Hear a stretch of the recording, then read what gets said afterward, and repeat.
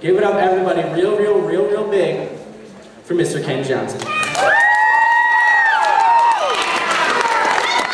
All right, ladies and gentlemen, the semifinals!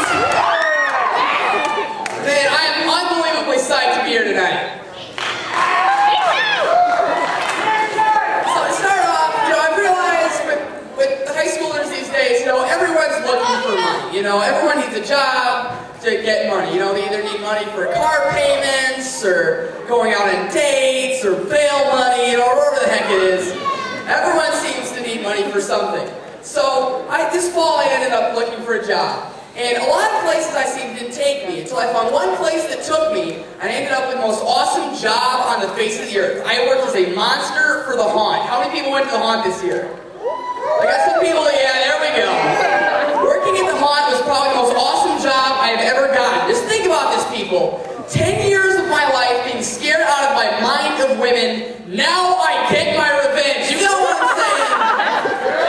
So I'll be completely honest about this.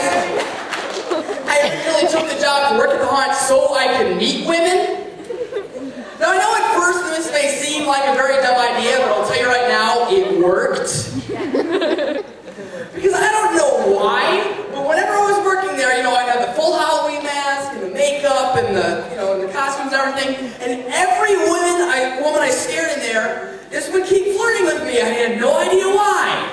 And after a while, it got really awkward. One thing got really awkward is they had one girl coming through here with a couple of her friends. They're like 15 or 16. And I was in this cage in my park, so all I had to do was I had to slide the cage open, jump over, and scare her.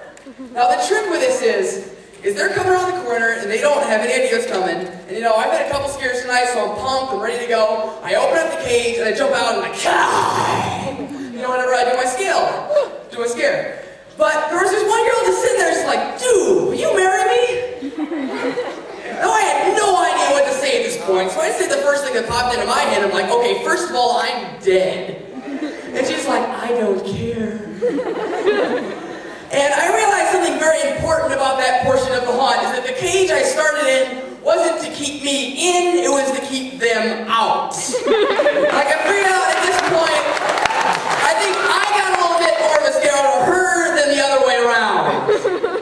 But you also meet a lot of great people working there. Best guy I met working there, his name was Scully.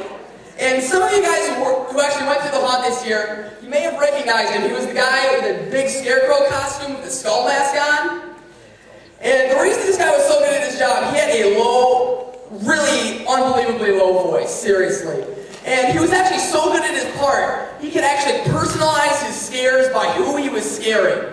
Like, all I had to do for his part, it was he's up on this little pedestal, and everyone would think he's a mannequin until they get really close to him. So we had these big gangster people coming up to him, and they're walking up to him, and they get like right 2 inches up to his face, and he would just turn his head and be like, so I hear you're a pretty gangster. Well, I'm pretty gangster myself. Or sometimes he'd go up to him and was like, bark with me if you're my dogs, yo. And apparently, somehow, this would scare the crap out of him. Like, I actually got into a bet with him over who could get the best scares before I figured out he was so good. So what we decided to do is, my bit is I was hiding in this big log pile. And all I had to do is I had to listen for them coming, push a lever, and jump out of the log pile and scare them. Now, all I could do is hear them coming. I couldn't see them coming. But I ended up with the weirdest scare I had ever gotten there. And I am not kidding you folks. This whole routine is true, because frankly this stuff is too stupid to make up. I had someone coming up to me, buds in their ears, singing the final countdown by Europe. Now you can imagine this, I'm back in my spot, I'm ready to go, and then all of a sudden you hear, do-do-do-do, do-do-do-do-do, and they're singing the whole thing. I have 2 seconds to react to this, so I said the first thing that popped into my head. I pull the lever, the thing goes up, and I jump in like, God, we live in together, it still is farewell. And they're just looking at me like, dude, rock on. Now, unfortunately, for those of you who are wondering, Scully blew me out of the water. He had the best scare I have ever seen in my life. He was up on the pedestal, and this group of 4 people shows up. 2 adults, No, their parents, and then there's 2 kids. He waits for them to get right here in front of him. He jumps out at him, so he splits them in half. So the kids are on this side, the adults are on this side. So he's roaring at the adults. He scares them so bad that they're actually over here. They're screaming, "No, no, please, take the kids, take the kids!"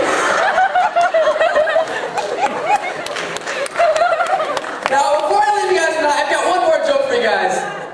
You know, everyone's getting excited about the Super Bowl. Who here is ready for the Super Bowl this year, right?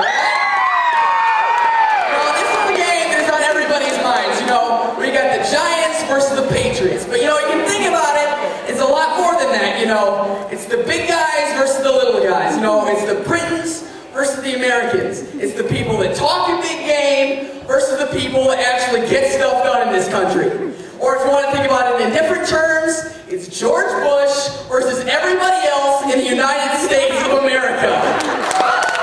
Thank you guys, that's my show for tonight.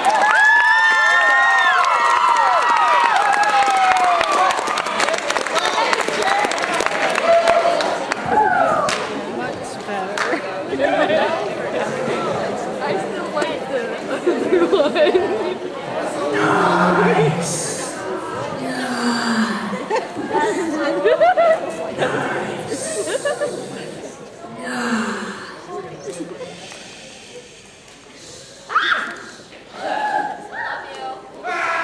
Nice.